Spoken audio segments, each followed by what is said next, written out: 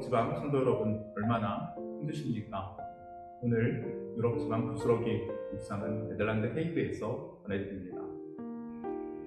상 아래 개들도 아이들의 상에서 떨어지는 부스러기를 먹나이다. 간절하게 악한 영에 붙잡혔던 딸의 치유를 위해서 주님 앞에 메어 달렸던 수로보리의 여인과 같은 믿음이 회복되어지는 부스러기 묵상기를 원합니다.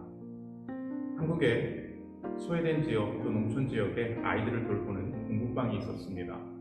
지금은 지역 아동센터라는 이름으로 불리는 것 같은데요. 그 공부방을 섬겼던 선교회 중에 부스러기 선교회가 있었습니다. 소외된 지역의 가난한 지역의 아이들을 믿음으로 예수님의 말씀의 정신으로 돌보았던 좋은 한국교회 전통이었는데요. 오늘 어쩌면 우리가 살아가는 유럽의 영적인 상황은 소외되고 영적으로 어두운 땅이 아닌가 합니다. 이 말씀 묵상을 통해서 주님의 말씀의 빛이, 은혜가 오늘 유럽 땅에 살아가는 성도들에게 임하기를 간절히 원합니다.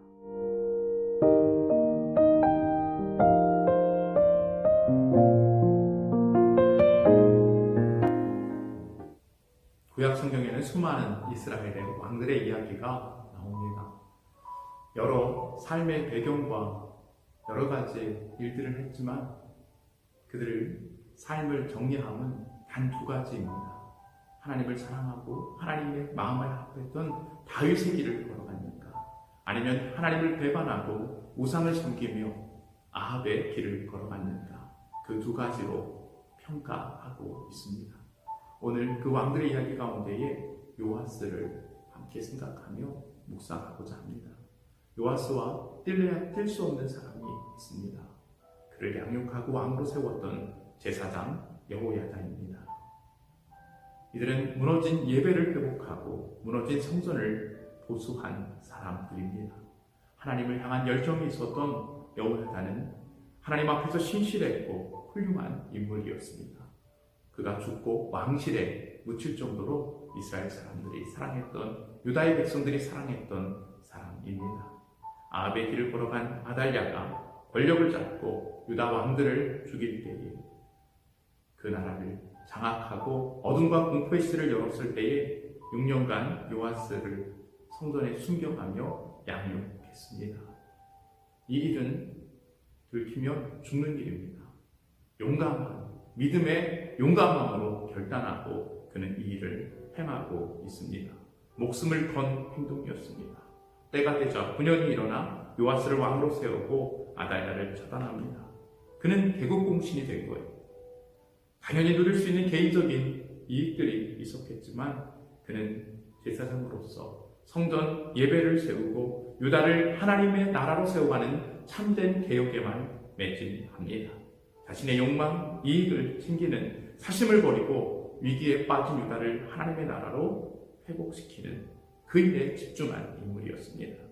아달랴의 손에 죽을 뻔한 자신을 구해주시고 왕의 자리에까지 오르게 해주신 하나님의 은혜를 깨달은 왕은 그간에 버려졌던 하나님의 전을 보수하기로 결단하고 하나씩 준비해 갑니다.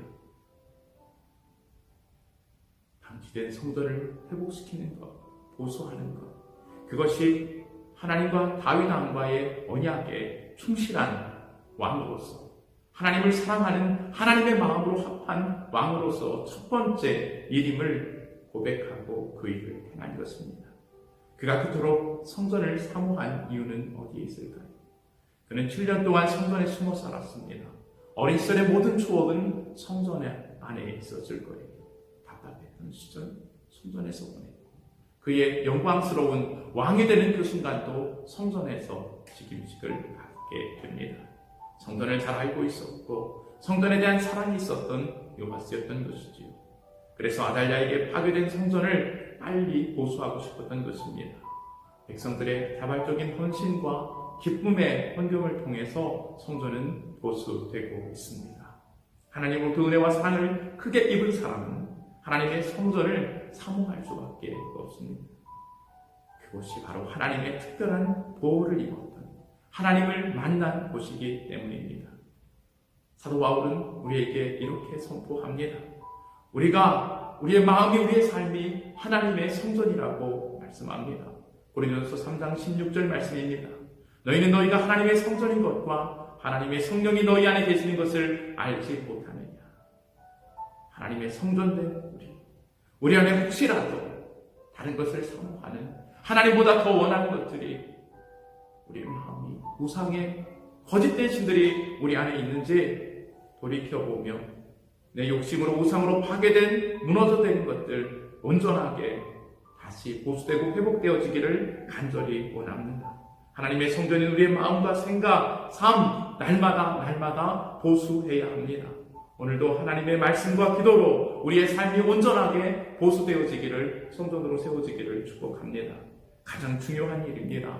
한시라도 미룰 수 없는 일입니다. 코로나19로 말미암아 위기 시대를 살아가고 있는 우리는 반드시 이 시간을 통해 우리의 성전, 마음의 성전이 회복되어져야만 합니다. 보수되어져야만 합니다. 말씀과 기도로 우리를 바로 세워가지 않으면 우리의 예배는 무너지고 삶은 무너지며 결국 하나님의 축복에서 멀어지게 될 것이기 때문입니다.